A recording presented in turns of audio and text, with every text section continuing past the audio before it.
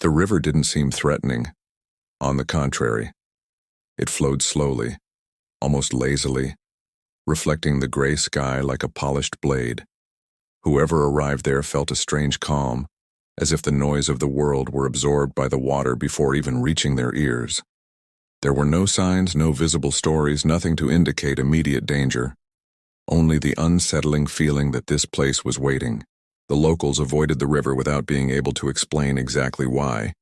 They said it wasn't fear, it was discomfort. Something about the water's flow seemed wrong, as if it wasn't just following the terrain, but choosing where to go. Trails emerged naturally leading to the bank, paths that no one remembered having opened. People arrived there without planning, as if their bodies had decided before their minds. The first impression was always the same: familiarity. The sound of the current resembled a distant voice, impossible to distinguish, yet present enough to draw attention. Some swore they heard their own name mixed with the murmur of the water, too low to be certain, too high to ignore. Others felt an inexplicable urge to get closer, to touch the surface, to follow the river's course just to see where it led. The place didn't create a sense of urgency. It didn't push, it didn't threaten, it invited. And perhaps that was precisely what made it all the more dangerous, because nobody arrived there believing they were approaching their own end. They arrived believing they were about to understand something important. The river flowed on, indifferent, as if it already knew who would accompany it to the end. At first, the disappearances were treated as coincidences. People who had been seen near the river simply didn't return. No calls for help. No bodies found downstream. Just absences that accumulated slowly, almost too discreet to attract immediate attention. Those who spent enough time on the riverbank began to change. Their gaze became distant, as if something beyond the landscape was capturing their attention. Conversations were interrupted mid-sentence, followed by long silences, while the water continued to flow. Some left objects behind: backpacks, shoes, watches, too neatly arranged to appear as signs of a struggle. Stories began to repeat themselves. People said they felt the river understood them, that the sound of the current seemed to respond to specific thoughts, calming doubts, offering a rare sense of clarity. There was no rush, just the constant impression that going with the flow was the most natural decision possible. Some walked alongside the water for hours, convinced they were close to something important. Others entered the river without hesitation, as if crossing a familiar street. There was no panic. There was no resistance. Only slow steps being swallowed by the current, leaving no clear marks of where someone had ceased to exist. The search began too late. Guards patrolled the banks, calling out names that seemed to dissolve into the sound of the water. Lanterns reflected on the dark surface, but never revealed anything beyond the constant movement of the current. The river did not return what it took. It simply moved on, carrying with it everything that had been persuaded to follow it. The more people disappeared, the stronger the feeling became that this was not a natural accident. The river didn't drag people away by force. It guided them. And those who accepted the invitation rarely realized they were already walking straight towards their own end. Over time, it became impossible to ignore that the river affected more than just those who disappeared. Even those who only observed from a distance were beginning to feel subtle changes in their way of thinking. Simple ideas required effort. Common decisions seemed unnecessary. Everything unrelated to the river slowly lost importance, as if the mind was being trained to focus on only one thing. Notes taken by local researchers revealed strange patterns. People described the same type of thinking before following the watercourse. A quiet certainty that nothing bad could happen there. It wasn't optimism. It was conviction. A feeling of absolute clarity, as if doubts had never existed. Some wrote disjointed sentences, always ending with the idea that moving forward was inevitable. Maps of the region began to show inconsistencies. Trails that previously led away from the river now seemed to converge on it.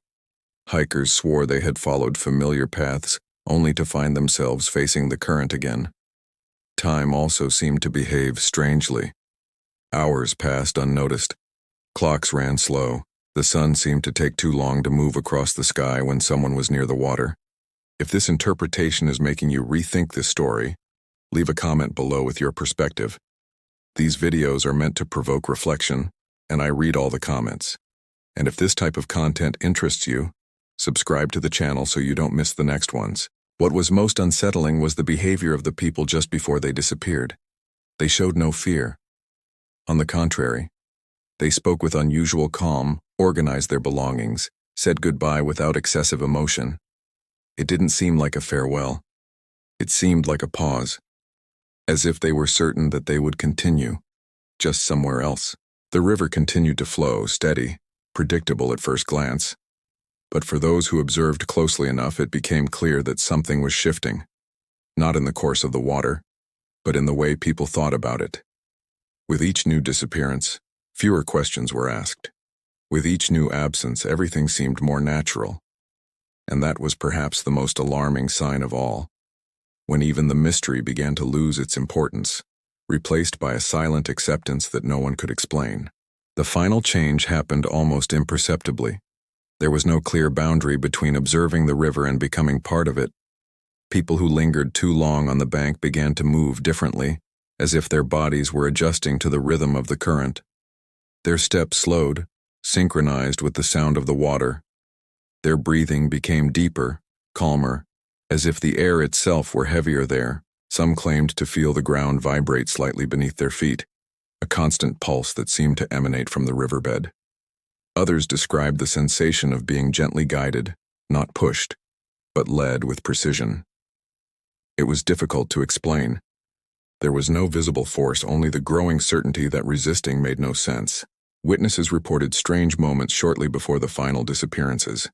People stopped responding when called by name. They stared fixedly at the water, as if listening to something no one else could hear. When they finally moved, it was with an unsettling naturalness. No hurry, no hesitation, just the silent decision to move forward. Upon entering the river, there was no struggle against the current. The body was carried along easily, as if the water knew exactly the weight, height, and balance of whoever entered. In a few seconds, the figure would disappear from sight, swallowed by a bend in the river or by a deeper area where the surface seemed to darken abnormally. After that, the place returned to normal. The sound of the water remained the same. The landscape didn't change. Only the emptiness left behind betrayed that someone had followed the river to where no one ever returned. There were no remains. There were no clear tracks. The river didn't need to hide what it did. He simply kept flowing, as if fulfilling that destiny was a natural part of his journey. After a while, no one spoke of rescue anymore. The searches ceased not for lack of resources, but for lack of purpose. There was no indication of error, violence, or a common accident. The river left behind nothing that could be investigated. No bodies surfaced downstream. No concrete evidence explained where the people were going. Only the persistent silence of a place that continued to exist, as if nothing were wrong. The residents learned to live with the absence. Houses remained empty, objects stayed untouched, routines were interrupted without fanfare. Gradually, names began to be mentioned less frequently, until they became vague memories, difficult to retain.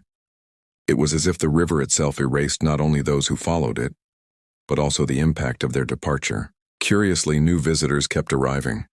People from elsewhere, drawn by old maps, forgotten trails, or simple curiosity. Many reported the same initial feeling of tranquility, the same inexplicable urge to walk to the shore. Few heeded the discreet warnings, always spoken in a low tone, almost as if the person giving the warning was afraid to speak too loudly near the water. The river kept calling, not with clear words, but with silent promises of rest, of completion, of an end to questions that never found an answer. It didn't speed up. It didn't change course. It simply waited for someone to decide to accompany it for another stretch. And perhaps that was the most disturbing detail of all. The river didn't create victims in the traditional sense. It offered a path. Those who accepted it didn't feel they were being led to death, but to some kind of necessary closure, something that seemed to make sense only in the final step. To this day, the river remains there, flowing with the same tranquil appearance. To those observing from afar, it is merely moving water. To those who get too close, it is a choice disguised as an invitation. Because some places don't need to push anyone to the bottom. They just show the way. And they expect you to decide to follow. If you enjoyed this approach and want to continue exploring stories that are almost never told this way, leave a like and subscribe to the channel. And now, click on the video that's appearing on the screen. It directly complements what you just watched and may completely change the way you see this story.